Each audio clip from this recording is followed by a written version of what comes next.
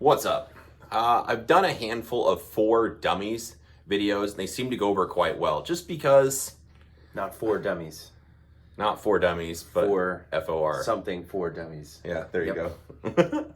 And people seem to like it, whether it's gripping a handgun for dummies, those type of things. And I've received quite a few comments requesting a rifle grip or mount for dummies. I happened to be hanging out with Nick, and so I thought, hey, let's do a video talking about how to mount the rifle for dummies.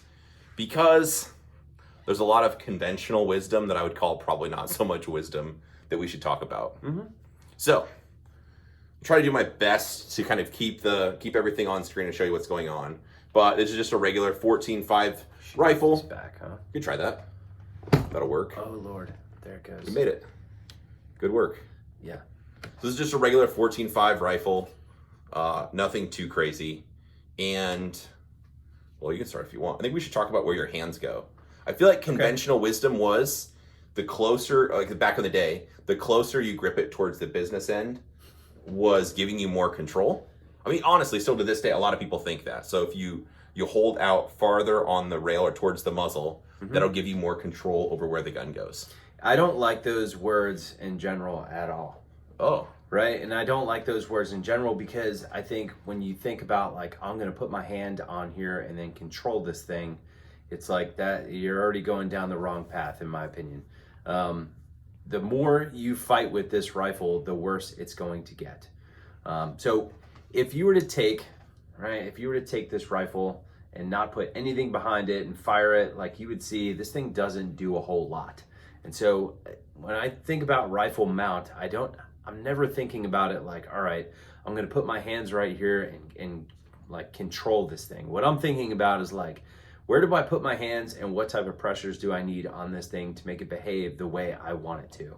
And the way that I want it to is like, I want it to return like exactly where it lifted from really, really quickly. Like, I think those are some really good things to look at. So for me, I like putting my support hand back here, right? It's the further out I go, the more I want to control the rifle like this. And what I notice is the further my hand is out on the rail, the more the rifle recoils side to side. The more I take this arm and put it back with just a little bit of a bend, especially if that bend is pointing down at the ground and not up to the side, you kind of take away the ability to steer the gun from side to side as it's going off. And so I really like the way the gun behaves with my hand back here and this elbow bent and basically pointed at the ground. The other thing that elbow being bent does, and this is something that I learned from Frank Proctor probably, 10, 12 years ago now, that elbow being bent pulls the rifle back into your shoulder without you having to do any extra effort to pull the gun back into your shoulder. So it's like, I think what Frank calls it easy effort, right? To me, that's a great way of putting it because that easy effort I can hang on to for a very, very long time. The other hand, if we're talking about hands, the other hand doesn't do much of anything outside of running the safety selector or the trigger. I'm not pulling on the gun or anything like that with that hand. I agree. To elaborate on just a few things you said, the important part where you're pulling the rifle back is you want it to stay in contact with your shoulder. I mean, some people on the internet get a little bit crazy, but I think it's pretty much the horse has been beat to death that obviously this is not going to be optimal. It's pretty stupid. Yeah, so you want to have the entire pad, the recoil pad touching your shoulder. Where that goes kind of depends on if you have armor or not. Some people it's going to be, I'm going to collapse this in to get better angles, but it might be more outwards, it might be more towards the center. That's going to vary a bit based on what your kit looks like, how you're shooting the rifle and preference. So if you're using kit, it's likely going to be more towards the outside, such as plates, chest rig, something like that. So some of that stuff you might not have a choice on. So the important part though is when you're pulling the rifle back is keeping it in contact with your shoulder and not having it bounce or come away or kind of flick your shoulder in any way. Otherwise, like what you said, it's very similar to gripping a handgun. The way I think of it is my firing hand just has to, like you said, manipulate the safety and press the trigger. My support hand, when I'm holding onto the rifle, the other important part to talk about is that how hard I grip onto the rail. doesn't actually have anything to do with how much or how little the gun recoils. So all you have to do is just hold on to the rail enough that it's not sliding out of your hands. The way I'm going to assess the pressure then is when it's how it feels against my shoulder. So if I'm pulling this back super, super hard or just relaxed, I'm going to feel that in my shoulder, but not based off of how hard my hand is clamping down the rail. Mm-hmm. I would say the next thing that people should look at is the stock, or within the stock placement. I'm going to take off your stock for a second. Oh boy. Hold on to that there. Did you break it? No, that was supposed to come off. Yeah. So the back of this stock needs to be completely flat up against your shoulder, right? And what that means is if you are completely bladed off like this, the back of this stock will no longer be completely flat on your shoulder. And what happens is if this stock is not completely flat on your shoulder, when the gun goes off, it is just simply going to take the path of least resistance. So what I try to do is make sure that the butt pad of the stock is completely flat on this shoulder. So I don't think it has much to do with like, hey, I'm going to completely square my upper body up to the target, you know, like this, and take this shoulder and roll it completely forward. I don't think you have to go that extreme. The way I try to describe my shoulder placement and what I do with the shoulder is it's more of a neutral shoulder position, so it's not all the way back. It's also not rolled all the way forward. When I roll it all the way forward, what I see is the gun almost hinge up and down, like it almost creates like a hinge point. However, if it's just kind of somewhere in between in that neutral shoulder position, right, I could have the stock completely flat on my shoulder. The other thing with this is if you stand straight up, the more the top of the butt pad will want to come off of your shoulder. The more you lean forward into it a little bit, not like you don't need a tactical turtle, but the more forward you lean, the more contact you get with the back of the stock. Well, can we talk about, I'm sorry, what were you going to say? Some dudes that are like super duper muscled up, like if they have like massive packs, like they throw hay bales for a living. You've seen these guys, right? Mm-hmm. We're not one of them. I'm normally talking crap to them in class, but yeah. It's very difficult for them to get the stock completely on their body. Usually what it looks like is this, like the top of the stock is like there's daylight here. So like those dudes need to like lean a little bit more forward. This way they get like complete contact with the stock. I like that. So let's say, well, I'll keep using it as my dummy, you put this thing up to your shoulder, and while you shoot, it starts pushing you back. Yeah. You know what I mean? Like people end up it opens kind of the like chest up. Yeah, you end up like if you're not resisting the stock a little bit, you're going to end up rotating backwards as it pushes you backwards. Yes. What would you say about that? Because I mean, like we're telling you not to fight with the gun, so you have to put up some resistance, but you can't just let the gun push you around. Yeah. So there's like a medium there. This is where your lower half, I think, comes into play. So if you are one to stand straight up, like it's hard to demo this standing, like sitting in this chair. But if you're just standing there at the grocery store buying groceries, that's how a lot of people, I think, stand when they shoot the rifle. And it's not like the 223 does a ton, but like if you want to shoot fast and accurate, all of this shit matters. But standing straight up, not really leaning more forward or backwards, feet nearly close together. Yeah, and if you do that, what typically happens is this pushes this way. So I'm a righty, it'll push this right shoulder back and open my chest up to the opposite direction of the target. So if the target's over here, it opens my chest up this way, and the more you shoot, the more the gun starts tracking up into like 1 o'clock, higher and higher and higher.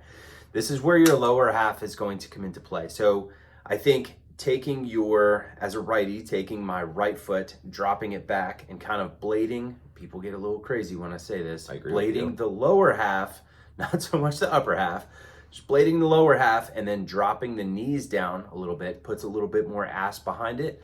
And what I have found is in doing this, it doesn't open my chest up anymore. I can stay square up to the target, and I'm able to do that because I'm putting structure behind the gun instead of like trying to muscle it and pull it down.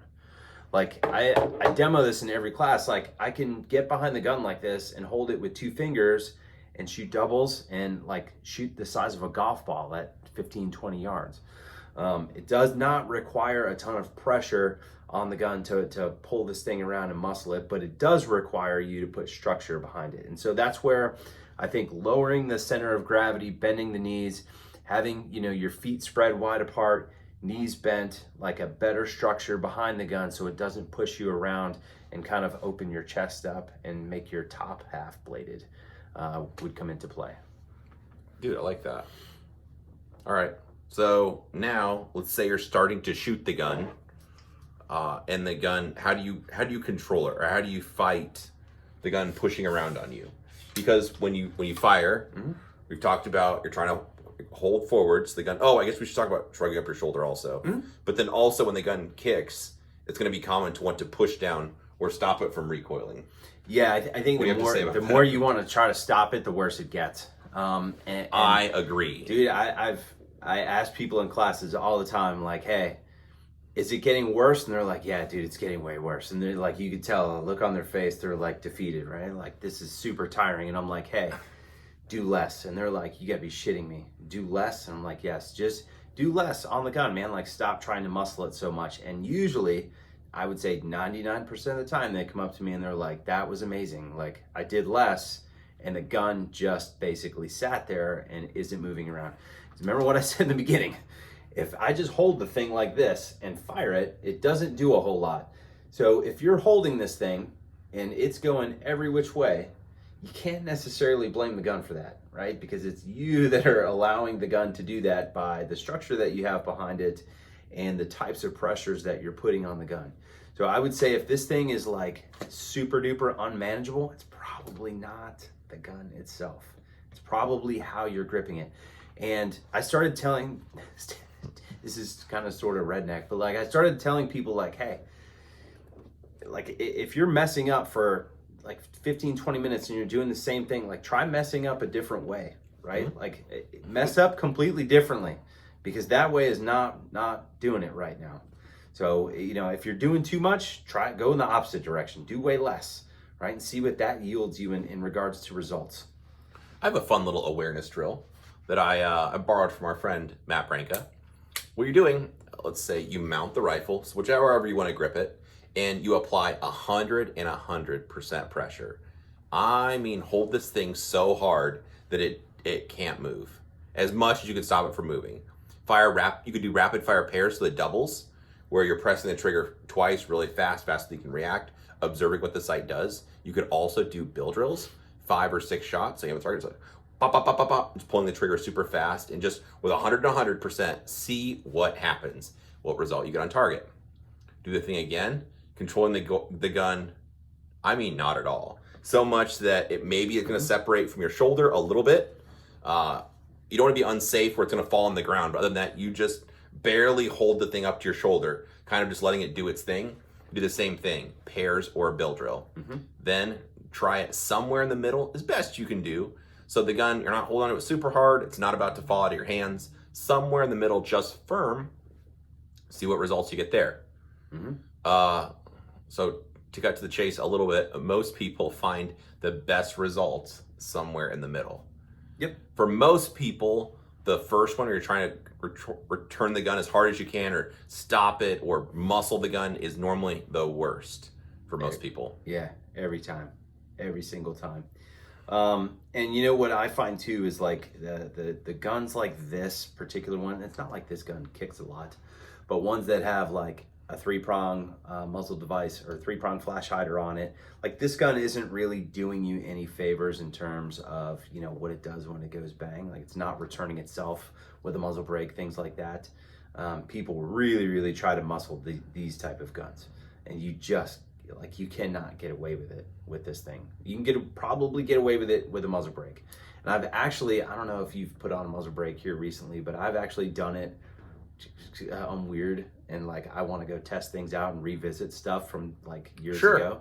So I recently put on a muzzle brake, and I'm like, I was really kind of shocked at like how much I can just muscle this thing around. Like I can go like, nope, stay here, and that thing just stays there because the gun is doing it for you. And but like going from a muzzle brake to this, it's like I cannot do it with this. Like I have to just allow this gun to do what it's going to do and just worry about how it returns rather than how much it actually moves. Yeah, I agree. The less you fight with it, the better. Mm-hmm. What maybe last thing we should talk about shrugging like that up to your shoulder or getting it up to your face. Yeah. Because posture changes. Sometimes people want to really like smash their head down hard on the stock, or I mean a variety of stuff. Yeah. So this also kind of depends on where you mount it in relation to you know, the center or being lateral on your shoulder, etc. What I like to do is I will mount it in between my pec muscle and shoulder muscle, right? Now, with it being mounted right here, about 1 inch to 1.5 inches lower than the top of my shoulder, what I can do is take the shoulder and shrug it up like this. And what it does is it jams the stock into my cheek. And to me, that's really important because number one, that's a point of contact. Like your cheek weld is a good point of contact that I think that you need. And you need it because it traps the back of the gun at the back of the gun, more or less, right? Like it traps the stock at the very, very back, right? Mm-hmm. Where you're trying to mount it. And it traps it because this part is on your shoulder and your cheek is right here, and it's like trapping everything into place. Don't believe me? Like put your cheek, smash your cheek into the gun and shoot some doubles. Like you'll honestly see the gun do less when you do that. And so shrugging the shoulder up, pushing the stock into the cheek, definitely the way I'm gonna do it. However, what I find is when people mount the stock right here, is you'll see this from time to time. It's like people like to do this, right? It doesn't really matter how much they shrug, they'll never get the stock up to their face, right? So that type of person does need to bring their head down to the gun. But yeah, being a little bit more lateral, shrugging the stock up to your face instead of your face down to the stock, I think is the way to go. Yeah. And then along those lines, Taking off your stock. It's okay. It's actually a very good, it's a nice, safe way to talk about it. The last part I think that's worth discussing is how far the sight is from your face, or optic height, just briefly. Commonly, I'll interact with people that have sights, whether it's red dot, whatever, mounted really high, and they'll end up when they shoot, it'll be, I don't know if I can get good, well, something like this, but it'll be low enough where there's a big separator. Even if they shrug, the sight's so high that it's not close to their face. They don't have any way to kind of support or contact. So exaggerating, but I mean, not really. It'd be like shooting like this. So it's if you try to shoot from even, I don't know, like some Terminator style where it's just barely, even if I'm using my chest or shoulder, but I don't have my face attached to it at all, this is really, really, really difficult to do because you don't understand how much extra control you have by having the gun kind of in that pocket between your cheek, your face, your shoulder. It helps trap the gun there where it stays put. And when you have the gun way lower or it's just farther away, it just feels like you have, like the gun just moves around way more, and I think it's tougher to keep it in place. 1000% agree. So I mean, some fixes for that could possibly be a different mount for you, lower it a little bit. Or if you want to keep mounting the stock really, really deep in your body, and in order to do that, you need a taller optic. I'm not here to tell you that you're a bad person, but what you probably do need is some sort of cheek riser. Yeah, just something that attaches, whether they make something that attaches like onto, this is a Magpul CTR stock, something that like snaps into these little recesses here, or something that a pad that goes over the top that you connect. However, there's a bunch of different methods, but you just need to get your face closer to the optic. Yeah, lastly, I think one thing to talk about with the stock is unless you are a midget, a small woman, or a child possibly, like this is no bueno for basically anybody, right? My wife is 5'5" and she shoots with the stock all the way out. I think all the way out for the majority of grown men is typically where this thing should go. If not all the way out, possibly one click in like that is good. With this thing being pulled all the way out, you have significantly more leverage than you would if it was all the way in like this. Like this just completely sucks to shoot. Like I hate it so much. It's really difficult to get leverage on the gun. And when you pull it all the way out, it's like, that's pretty magical right there. Like I can pull the gun into my shoulder and it's not taking a whole lot of effort on my end, which is nice because that means I can hold that for a very, very long time. Maybe it's boomer or military, I don't know, but I've heard from a number of places, you want your nose touching the charging handle, and I don't like that at all. Don't think that's the way to do. Well, how about this? You could do even the method we're talking about where it's really low and it's disconnected. You could do that for one shot, but if you want to do rapid fire shooting, that's not going to work. Yeah. I'm pretty sure that came from like the old ACOG days where it's like they didn't have, you know, a mount that would like pull it back, and the eye relief on those things sucked. That could be. People still try to do it even with these magnifiers, and honestly, dude, I mount it the exact same way with the magnifier behind it, and I just keep the scope shadow even all the way around the center, and it's like I know that I have good parallax too when I do that. So I don't worry about scope shadow. I use it to my advantage. That's probably for a different topic. However, I like that. Like there's not really need to put your nose to the charging handle even with a magnifier. I agree. So stock either all the way out, or even for me, some stocks, no two stocks are the same. Some of them have like a longer length of pull, just the material themselves. The SL is a little bit yes, longer. The SL. The B5 stocks are a little bit longer. The SL specifically, I have on a couple of my LPVO guns. Those I put one click in, just because the stock itself is longer if you set that compared to that one. The BCM stock is shorter than almost all the ones I've ever tried. Okay. I really don't like that.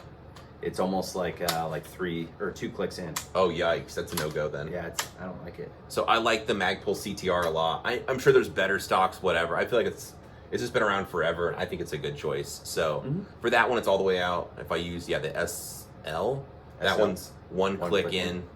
For me anyway. Those are the two I have the most experience with. But anyway, I don't think you should run the stock all the way in, because intellectually people feel like if they have the gun in more, they have more control. But if you actually shoot it and shoot rapid fire pairs, you'll find out it's actually tougher to control the gun, which seems a little bit opposite. But way worse. Yeah. Well, I think this is good. I think we gave people a lot of things to think about. I hope so. All right. Well, I appreciate you guys watching. If there's anything we didn't go into detail that you'd like us to talk about, please drop it below. We can make more videos. Overall, some people have little small nuances based on tall, short, big, small. They have, longer arms, shorter arms, whatever. But I think this kind of gives most people a good place to start from. And I think the best test of how you can mount the gun needs to be with rapid fire shooting. Yep. Because with any technique, whether it's something we like or we think is totally ridiculous, you can fire one shot fairly accurately with about anything. But if you do the rapid fire pairs or a bill drill, so 6 shots, pulling the trigger quickly out to maybe 25 meters, they'll see a big behavior shift in the sights. And so that'll quickly separate having the rifle mounted well compared to not so great. For sure. Cool. Agreed. Well, appreciate you taking the time. This was good. Yep. So thanks for watching. Like, share, subscribe, all that crap if you feel like it. But if you have any questions for us or anything we didn't talk about, please drop it below and we'll just make a video for that. Thanks.